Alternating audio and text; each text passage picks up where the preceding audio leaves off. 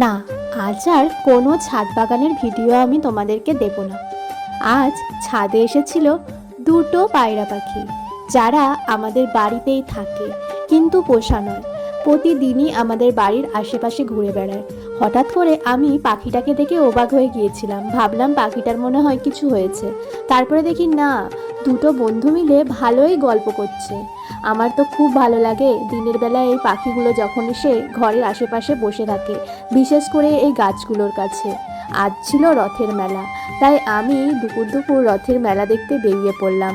আর তোমরা বলো, কে কে রথের মেলায় এবারে বেরিয়েছিলে?